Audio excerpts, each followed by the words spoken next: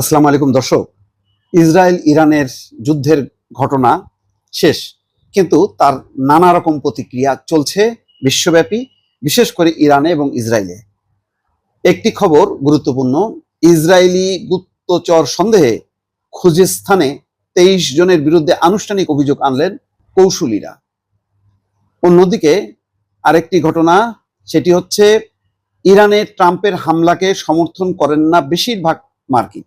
তার মানে ট্রাম্প যে কাজটি করেছে, এই জন্য দেখেন খুব দ্রুত গতিতে সে যুদ্ধ থামাই দিয়ে সে একটা লিডারশিপ নিছে যে সে এখন মধ্যস্থতা করে দিচ্ছে। কেননা এই যুদ্ধের ফলে কিন্তু ট্রাম্প একটা বেকায়দায় পড়ছে। যেই লক্ষ্য ছিল যে পারমাণবিক স্থাপনা একদম শেষ করে দেবে, সেটা কিন্তু পারেনি।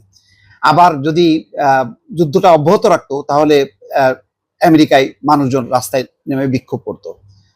তারপরে এখন সারা বিশ্বে নেতানিয়াহু বা ইসরায়েলের যে ভাবমূর্তি, সেটার পক্ষে থাকা মানে ইউরোপের নেতাদের কাছ থেকেও বিচ্ছিন্ন হওয়া, সব মিলায় মানে খুব দ্রুত বেগে হামলা করে ইসরায়েলের প্রতি সমর্থন এবং একটা হামলার ঘটনা দেখিয়ে ট্রাম্প কিন্তু ফিরে আসলো। কিন্তু এই যে ফিরে আসলো, তাতে কিন্তু মার্কিন জনগণ কিন্তু তাকে সমর্থন করছে না। অন্যদিকে এখন ইরান তার দেশের গাদ্দার নিধন করা শুরু করছে।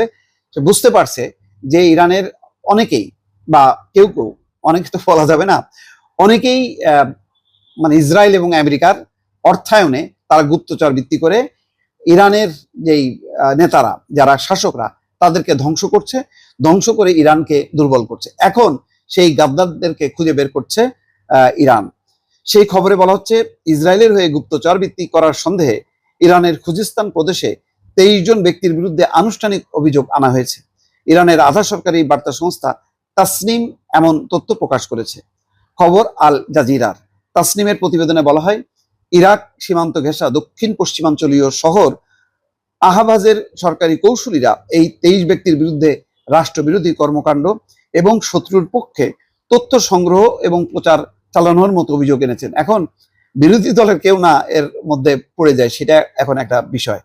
তবে স্বাধীন গণমাধ্যম এবং মানবাধিকার সংগঠনগুলোর পক্ষ থেকে তাৎক্ষণিকভাবে এসব অভিযোগ যাচাই করা সম্ভব হয়নি। অন্যদিকে বলা হচ্ছে যে ইরানে ট্রাম্পের হামলাকে সমর্থন করে না বেশিরভাগ জনগণ।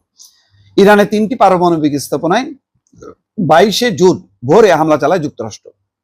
মার্কিন প্রেসিডেন্ট ডোনাল্ড ট্রাম্প হোয়াইট হাউসের সিচুয়েশন কক্ষে বসে সংশ্লিষ্ট কর্মকর্তাদের নিয়ে হামলা পর্যবেক্ষণ করেন।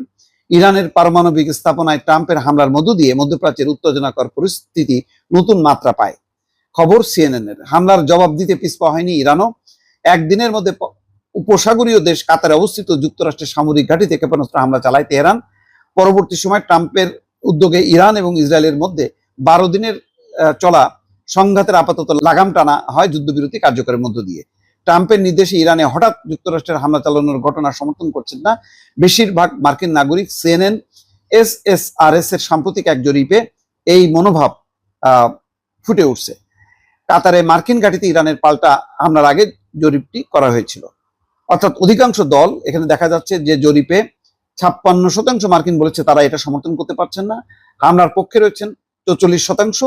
ট্রাম্পের দল রিপাবলিকানদের মধ্যে 82% সামরিক পদক্ষেপের পক্ষে, আর অন্যদিকে ডেমোক্রেটিক দলের 88% বলেন এই পদক্ষেপ সমর্থনযোগ্য নয়। দর্শক, এই হচ্ছে পরিস্থিতি। দর্শক, আপনাদেরকে নিশ্চয়ই আরো আপডেট জানাবো। ভালো থাকবেন। আল্লাহ হাফিজ।